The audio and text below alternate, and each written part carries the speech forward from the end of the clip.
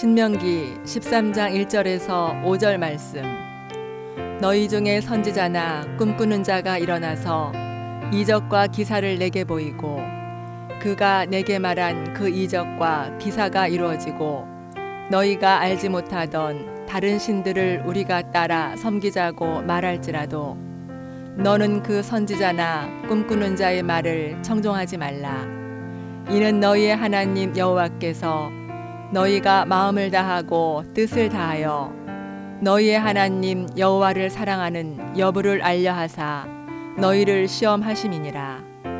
너희는 너희의 하나님 여호와를 따르며 그를 경외하며 그의 명령을 지키며 그의 목소리를 청종하며 그를 섬기며 그를 의지하며 그런 선지자나 꿈꾸는 자가 죽이라. 이는 그가 너희에게 너희를 애굽 땅에서 인도하여 내시며 종되었던 집에서 속량하신 너희의 하나님 여호와를 배반하게 하려 하며 너희의 하나님 여호와께서 내게 행하사 명령하신 도에서 너를 꿰어내려고 말하였습니다. 너는 이같이 하여 너희 중에서 악을 제할지니라.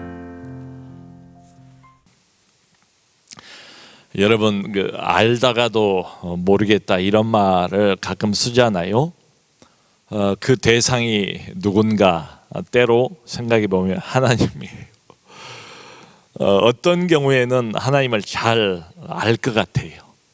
근데 또 가다가 어떤 경우에는 전혀 모르겠어요. 왜냐하면 하나님이 모순되는 것처럼 보여요. 그렇게 사람을 사랑하신다고 하셨는데 오늘 본문을 보면 여기 13장 전체가 다 무슨 말로 되어 있는가 하면 다 죽이라예요. 다 죽이라, 다 죽이라. 하나님을 저희가 평생 신앙생활을 해도 결코 다 알 수 없을 겁니다.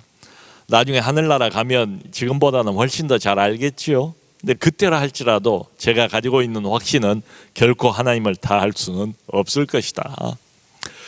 자, 우리가 신앙생활을 하는데 하나님을 믿는데 하나님을 결코 다 알 수 없기 때문에 자연스럽게 이런 일들이 벌어져요. 엉뚱한 하나님이 아닌 신을 하나님으로 착각을 하는 경우가 종종 있지 않은가. 가나안의 신들을 하나님으로 착각을 해요. 그러니까 항상 이런 유혹이 있어요. 가나안 들어가서는 가나안의 하나님 아닌 다른 신들, 밖에서의 유혹이 있지요. 지금 계속 그것을 경고를 해왔어요. 지난 12장까지. 그런데 오늘은 밖에서의 유혹이 아니라 안에서의 유혹을 모세가 또 지적하고 있습니다. 하나님 아닌 것을, 엉뚱한 것을 하나님처럼 착각할 수 있는 유혹이 늘 있다. 밖에서의 가나안 신들, 지금은 오늘 본문은 안에서의 유혹. 그게 누군가 하면 아까 우리가 읽었어요. 1절에 나와 있습니다. 선지자, 꿈꾸는 자. 이게 또 아주 큰 이스라엘 백성들의 걸림돌입니다. 여러분, 이때 당시에 구약에 보면 나오지요. 하나님의 계시는 어떻게 주어집니까? 주로 선지자를 통해서 하나님의 말씀이 주어지죠. 또 구약 시대니까 꿈꾸는 자, 꿈을 통해서 하나님의 계시가 또 많이 주어집니다. 그러니까 선지자를 통해서 미래에 대한 애언을 백성들이 듣게 되고 또 꿈꾸는 자의 꿈을 통해서 미래가 어떻게 될 것인가 이제 점을 친다는 거예요. 근데 여기 나와 있는 이 선지자 그리고 꿈꾸는 자 다 가짜입니다. 진짜 선지자가 아닌 경우를 말하는 거예요. 꿈을 꾸었다고 하는데 하나님이 주신 꿈이 아닌 우리 말로도 그런 말이 있잖아요. 개꿈을 꾼다 한데 이런 사람들이 너희 가운데 일어날 것을 경고하는 거예요. 그러니까 가짜 선지자, 가짜 꿈꾸는 자, 가짜 초자연적인 은사를 받은 자, 가짜 기적을 행하는 자들이 너희 안에 일어나서 가짜 하나님을 따르라고 할 것을 내다보고 지금 주는 말씀입니다.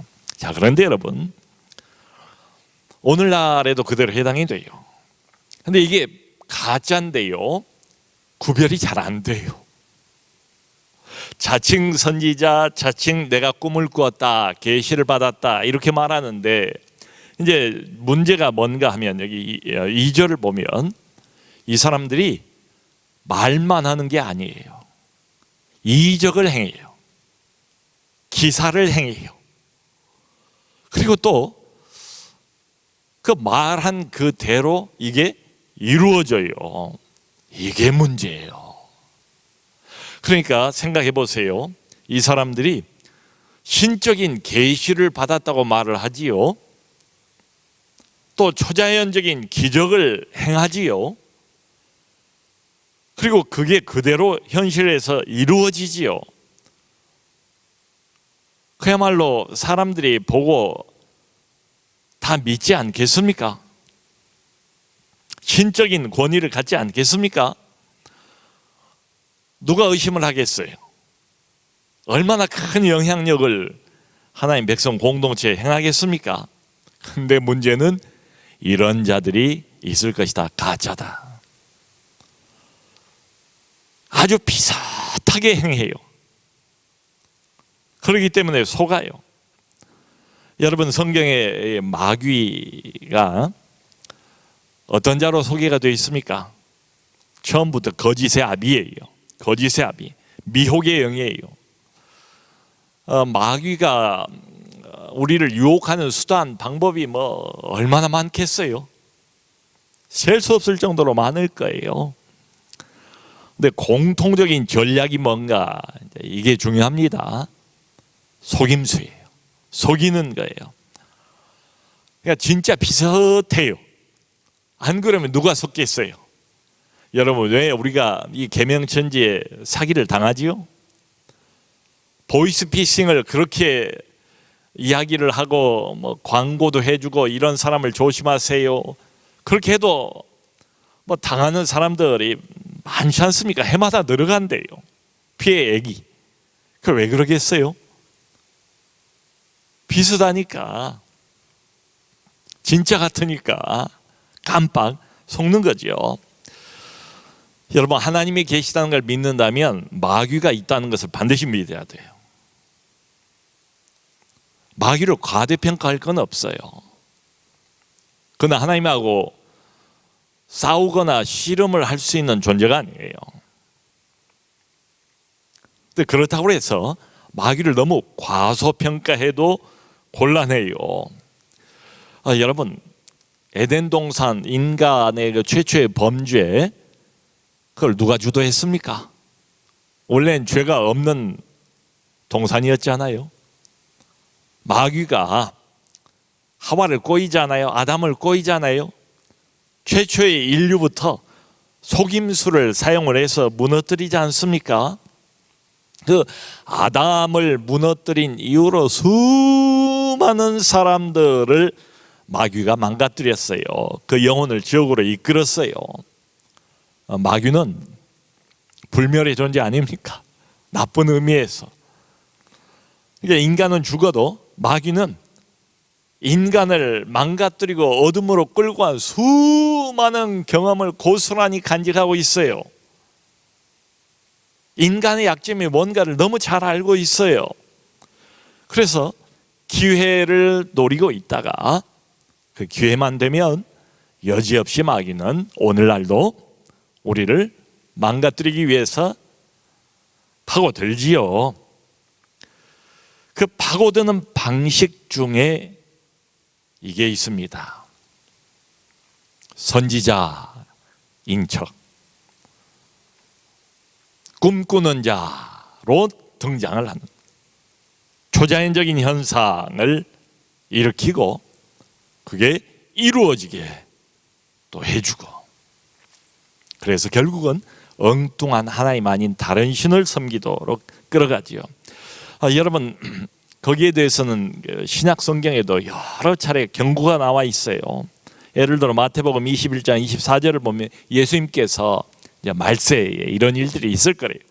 거짓 그리스도들과 거짓 선지자들이 일어나 큰 표적과 기사를 보여 할 수만 있으면 택하신 자들도 미혹하리라. 데살로니가 후서 2장 9절 10절을 보면 악한 자의 나타남은 사탄의 활동을 따라 모든 능력과 표적과 거짓 기적과 불의의 모든 속임으로 멸망하는 자들에게 있으리니. 계시록 13장 13절을 보면 심지어 마지막에는 사람들 앞에서 불이 하늘로부터 땅에 내려오게 하고, 오늘날 마귀가 우리를 유혹하는 방식, 이게 먹혀들어야 되거든요. 그럴듯해야 사람이 속아 넘어가지요. 대표적으로 마귀가 지금도 종종 사용하는 방식이 뭐라고요? 큰 표적, 거짓 이적. 여러분, 그러니까 마귀가 말로만 우리를 유혹한다, 어떤 이론이나 교리로만 우리를 공격한다라고 생각하면 그건 오해예요. 성경에 그렇게 안 나와 있어요. 신약 시대만 그런 게 아니잖아요. 이미 모세 시대 본격적인 공동체의 출발 때부터 모세가 경고를 하고 있지 않습니까?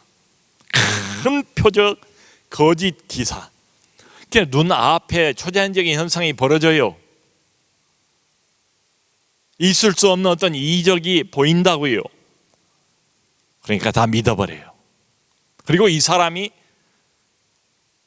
하나님 운운하니까 더 이상 의심하지를 않아요. 그런데 성경의 경고는 뭐예요? 눈앞에 어떤 사람이 자칭 선지자다, 꿈꾸는 자다, 하나님의 계시를 받았다 하면서 대단한 이적과 기사를 행한다 할지라도 다 믿지 말라. 어떤 기적이나 초자연적인 현상의 근거가 다 하나님으로부터 온 것이 아니다. 이걸 명심할 필요가 있습니다.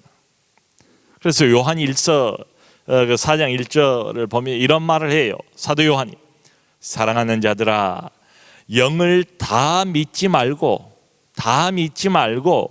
오직 영들이 하나님께 속하였나 분별하라. 왜냐하면 많은 거짓 선지자가 세상에 나왔습니다. 여러분, 2000년 전입니다. 이미 이때 당시에 많은 거짓 선지자가 나와서 활발하게 활동을 하고 있대요. 성경에 남아있는 거의 모든 초대교회들이 당면한 문제가 뭐였어요? 거짓 교사, 거짓 예언자, 거짓 선지자 아닙니까? 그러니까 요한의 이 경고의 음성은 오늘날 우리에게도 그대로 해당이 됩니다.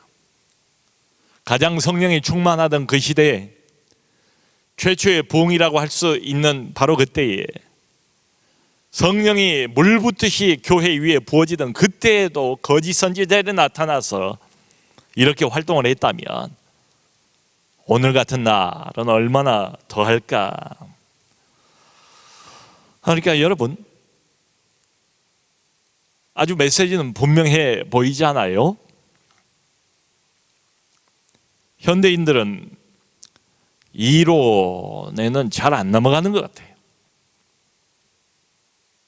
현대 교회는 이론이나 교리나 이런 것들에 목말라 하는 것 같지가 않아요.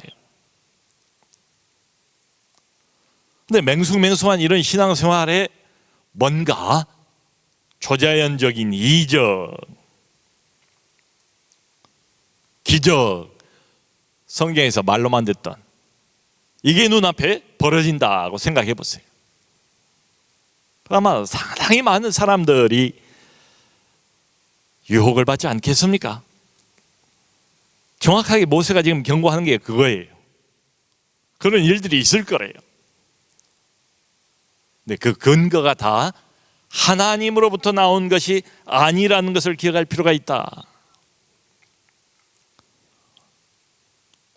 여러분, 제가 알던 지인이 있었는데 그분이 어쩌다가 통일교로 넘어가 버렸어요. 통일교에도 각종 방언이 다 있어요. 통일교가 그냥 사람들을 끌어모으겠습니까? 그렇지 않아요. 거기도 신유가 있어요. 병을 고친다고요. 기적이 있어요. 환상을 봐요. 예언이 있어요. 계시가 있어요. 그런 것들이 사람의 마음을 붙잡아 놓는 거지요. 여러분, 이적이나 초자연적 현상을 생각을 해보면 어찌 기독교뿐입니까? 불교에도 얼마든지 있어요. 심지어는 악한 영을 힘입어서 구술을 하는 무당들을 생각해 보세요. 무당들도 신의 계시를 늘 받아서 이야기를 해주지 않습니까? 무당들이 자기가 섬기는 신에게서 계시를 받아서 전달해 주는 것을 공수라고 그래요. 공수. 일종의 그 사람에 대한 애언이지요. 점괘를 잘 마치는 소위 말하는 용한 무당들도 있지 않습니까? 예전에 무속신앙이 한창 우리나라에 활발할 때 집안에 병자가 있으면 나중에는 어떻게 합니까? 무당을 부르잖아요. 구술을 하잖아요. 그런 실제로 병이 낫는 경우가 있어요. 그 영혼은 이제 더 큰 어둠의 속박에 붙잡히게 되지만 말이죠. 자, 이런 것들을 우리가 생각을 해보면 결론은 분명해요. 모든 이단, 거의 모든 이단은 절대로 교리만 가지고 사람들을 유혹하지 않는다. 거기도 모종의 능력이 있어요. 일반적으로 상식적으로는 이해가 안 되는 초자연적인 현상이 있어요. 이적을 동반을 해요. 머리가 영리하고 이기주의인 현대인이 그냥 넘어가겠어요? 그냥 속겠어요? 끌어당길 만한 이런 현상들이 있으니까 넘어가지요. 지금 모세가 경고하는 것은 그거예요. 사람들은 눈에 보이는 것에 약하잖아요. 이 백성들이 믿음의 기초도 없는데 가나안 들어가서 우리 안에서, 공동체 안에서 나도 하나님을 믿는 사람입니다 하면서 내가 하나님의 계시를 받았소, 꿈을 꾸었어 하면서 이적까지 행하고 그게 이루어지면 누가 이걸 의심을 할 수 있겠냐 이 말이에요. 참 모세가 뛰어난 지도자인 것은 분명해 보여요. 이런 것까지를 미리 다 예견하고 미리 지금 경고를 하고 있지 않습니까? 여러분 지금도 나와서 읽히고 있는 책 중에 성도들의 영적 전쟁이라는 제목의 책이 있어요. 성도들의 영적 전쟁. 이 책 제목이 그래요. 읽기가 쉽지는 않아요. 근데 내용은 아주 분명해요. 근데 이게 왜 중요한가 하면 1904년도에 영국 웨일즈에 큰 부흥이 일어났어요. 영국에서는 아주 부흥사에서 빠뜨릴 수 없는 대부흥이 그때 있었습니다. 그리고 그 부흥의 불길이 한국 평양으로 옮겨져서 1907년도에 평양 대부흥 운동이 일어났다고 역사가들, 부흥사가들은 그렇게 늘 이야기를 합니다. 그런데 그 1904년도에 웨일즈 대부흥을 주도했던 인물이 누군가 하면 이안 로버츠라는 사람이에요. 그 옆에서 함께 동행을 했던 여성이 제시 펜 루이스라는 사람이에요. 이 두 사람이 그 웨일즈 부흥의 주역이에요. 근데 이 책을 누가 썼는가 하면 이 두 사람이 있었어요. 여러분, 은혜가 많은 곳에 죄가 많다. 기적이, 정말 하나님의 기적이 있는 그곳에 항상 뭐가 노리고 있겠어요? 가짜 기적, 짝퉁 기적, 흉내를 내고 그 틈바구니를 노리고 있다가 비집고 들어오려고 하는 마귀의 역사가 있지 않겠습니까? 이 두 사람이 그래서 이 책을 쓴 거예요. 성도들의 영적인 전쟁. 가장 이 책에서 중요하게 다루고 있는 게 뭔가 하면 요거 하나를 좀 기억해 주시면 좋겠어요. 이분들이 계속 반복해서 경고하는 게 뭐냐? 가장 위험한 게 뭔가? 우리 성도들에게 의지의 수동성입니다. 멍한 상태 말이에요. 멍한 상태에서 음성도 듣고, 멍한 상태에서 환상도 보고, 각종 희한한 초자연적인 현상을 다 경험할 수 있다는 거예요. 부흥의 한복판에서 부흥을 주도했던 이 사람들이 경고하는 건 뭔가 하면 깨어 있어야 한다 이 말이에요. 그러니까 마귀는 어떤 것도 조작이 가능하다. 초자연적인 현상만을 구하고 어떤 느낌만을 구하면 마귀는 얼마든지 대단한 것을 우리에게 안겨다 줄 수 있다는 거예요. 조작의 천재, 속임수의 달인, 그게 이 거짓 영이에요.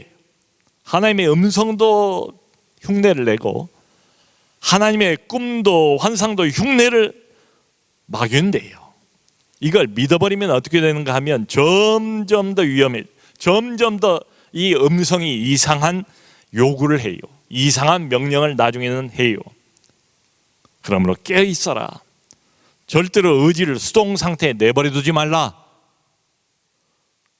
언뜻 생각해 보면 참 좀 이상할 수도 있지만 여러분 이게 사실입니다. 그 신약 성경을 보면 정말 어떤 초자연적인 환상을 이게 경험을 했던 사람들을 보면 멍한 상태가 아니에요. 베드로가 지붕에서 기도를 하고 있다가 보자기 환상을 보지 않습니까?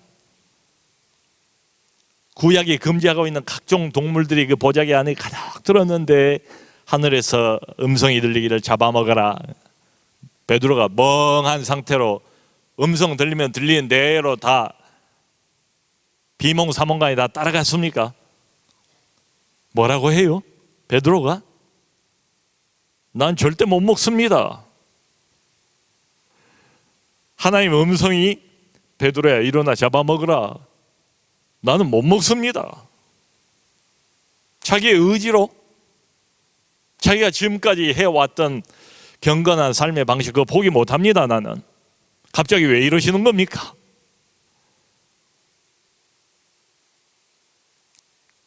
베드로가 그것이 하나님이 주시는 음성인 것을 분명히 알았을 거예요. 하나님이 주시는 환상인 것을 알았을 거예요. 거기에 대한 의심은 없어 보여요. 근데 자기가 가지고 있는 생각, 자기의 어떤 확신, 지금까지 믿고 있었던 바, 그걸 가지고 하나님에게 따지고 있지 않습니까? 여러분, 아나니아에게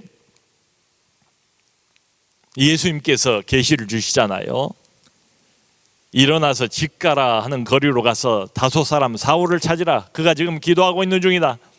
다메섹 도상에서 사울이 눈이 멀어버리잖아요. 앞으로 어떻게 해야 될지 알지 못하는 가운데 식음을 전폐하고 기도하고 있는데 아나니아에게 예수님께서 계시를 주시잖아요. 아나니아가 멍한 상태에서 그 환상을 이렇게 보고 그냥 비몽사몽간에 하라는 대로 다 따라갔습니까? 주여, 이 사람이 왜 여기에 왔는가를 모르시는 바가 아니실 텐데 이게 무슨 명령입니까? 여기 있는 그리스도인들과 교회를 다 말살시키기 위해서 온 사람 아닙니까? 이 사람에게 내가 왜 가야 합니까? 주님에게 따지지 않습니까? 따지는 게 뭐 꼭 잘했다 이런 뜻이 아니고요. 언제나 우리 주님 앞에 설 때마다 우리가 따져야 된다 이런 말도 아니고, 지금 제가 강조하고 싶은 것은 뭔가 하면 심지어는 여러분 이방인인 고넬료에게 천사가 나타났을 때도 고넬료가 뭐라고 그래요? 그냥 비몽사몽간에 완전히 열이 빠지고 혼이 나가고 그런 게 아니잖아요. 천사가 나타났을 때 주여 무슨 일입니까? 왜 오셨습니까? 메시지가 뭡니까? 그렇게 나오잖아요. 이 사람들을 보면 정말로 성경적으로 하나님을 만났던 사람들, 초자연적인 현상을 경험했던 사람들은 다 정신이 말짱했어요. 의식이 깨어 있었어요. 긴가민가한 상태에서 그냥 넋을 놓고 의지가 수동적으로 아무 음성이나 다 받아들이고 아무 그림이나 다 하나님이 주신 것으로 받아들인 게 아니었다. 환각 상태가 아니었다. 멍한 상태가 아니었다. 의지가 다분히 능동적이었다. 이게 아주 중요합니다. 근데 아무 생각 없이 그저 은사만, 초자연적인 현상만 계속 갈구한다면 마귀는 그걸 분명히 이용할 겁니다. 희한한 꿈을 줄 거예요. 이상한 느낌도 줄 겁니다. 하늘에서 어떤 음성이 들릴 거예요. 원하면 어떤 환상을 보기 시작할 겁니다. 다 가능해요. 그러면 이거야말로 다 하나님으로부터 온 것이다 믿어버리면 우리 영혼은 걷잡을 수 없는 유혹 속으로 빨려 들어가 버리죠. 그러므로 모든 영을 다 믿지 말고 분별하라, 이렇게 말하는 거예요. 그리고 정말 고맙게도 오늘 분별의 기준까지 분명히 나와 있어요. 모세가 그것도 이야기합니다. 이런 기적을 행하면서 계시의 말씀이라고 전하면서 이 사람이 동시에 이런 말을 할 때 다른 신을 섬기자, 우리 다른 신을 섬기자, 다른 신을 따르자, 그렇게 정체를 드러낼 때 그를 죽이라, 이 말이에요. 성경에 하나님이 아닌 다른 신을 언급할 때 결국은 정체를 드러내게 돼 있어요. 그를 내버려 두지 말라, 단호하라. 그러니까 오늘날 더 좀 헷갈릴 수 있는 건 이런 것 같아요. 마귀가 얼마나 영리한 존재입니까? 갑자기 교회 다니는 사람한테 부처를 섬겨라, 이러지 않을 거예요. 그러니까 이 선지자들, 소위 자칭 이 사람들도 다 마찬가지. 말은 하나님인데, 말은 하나님, 실제로는 엉뚱한 신을 소개하는 거지요. 여러분, 그 이단의 교주들이나 또 싹군 목자들, 거짓 교사들, 성경을 보면 이 사람들이 결국은 정체를 드러내게 돼 있어요. 계시도 말하고 하나님도 들먹이고 초자연적인 현상도 나타내 보이면서 결국은 정체를 드러냅니다. 자기가 신이에요. 인간신, 자기 자신이 반드시 정체를 드러내게 돼 있어요. 왜냐하면 이 거짓, 이 점쟁이와 유사한 기독교를 빙자하고 하나님을 빙자한 이 사람들의 목적이 뭔가 하면, 궁극적인 목적은 이 사람의 영혼을 위한 것이 아니에요. 이 사람을 노예처럼 내 것으로 묶는 겁니다. 이 사람에게 지배권을 강화하는 거예요. 자기 노예로 만들어 놓고 신처럼 행세를 하는 게 목적이에요. 자, 그러면 여러분, 이걸 모세의 경고를 오늘 우리에게 맞게끔 좀 바꾸어서 질문을 이렇게 드려보면 좋을 것 같아요. 판단이 안 되면 이 질문을 한번 해보세요. 그럴듯한 사람, 대단해 보이는 사람, 능력을 행하는 것처럼 보이는 사람, 입으로는 하나님을 자꾸 이야기하는 어떤 사람인데 좀 이상해요. 뭔가 석연치 않아. 그러면 이렇게 물어보세요. 이 사람의 말을 따라갔더니 결과가 성경의 하나님으로부터 더 멀어지는가? 이 사람을 내가 계속 추종하고 따라갔더니 성경의 예수 그리스도로부터 점점 멀어지는 것인가? 아니면 가까워지는가? 결국 인간 신에게 초점을 맞추는 것인가? 그러면 가짜예요. 그게 아주 유용한 질문이에요. 그러니까 인간적으로 보면 대단하고 뭐가 있어 보이고 하나님의 선지자 같고 아주 비슷해 보이고, 그런데 이상하게 이 사람을 따라가고 이 사람 말을 계속 들었더니 성경의 하나님으로부터는 점점 멀어져요. 옛날에 하나님을 내가 사랑하고 예수님도 사랑하고 예수님과 가깝고 하나님의 은혜에 늘 감격하고 감사했는데 이상하게 그 하나님으로부터는 점점 멀어지고 이 인간 신노릇을 하려고 하는 이 사람에게 점점 매이게 되더라. 그러면 그게 바로 가짜예요. 여러분, 그 사회 지탄을 받고 또 뉴스에 이렇게 가끔씩 올라오는, 결국은 무리를 믿고 교도소를 가는, 이 기독교를 빙자한 이단의 괴수들이 다 똑같아요. 하나님을 빙자해서 자기가 하나님 노릇을 하려고 하는 이런 사람들이에요. 근데 사람을 속이려면 그럴듯해야지요. 그러니까 거절하지 못하도록 계시도 꿈도 초자연적인 현상도 보이는 거예요. 그러니까 오늘 13장을 보면 이제 뒤에도 이제 그런 이야기가 나와요. 어떤 이야기인가 하면,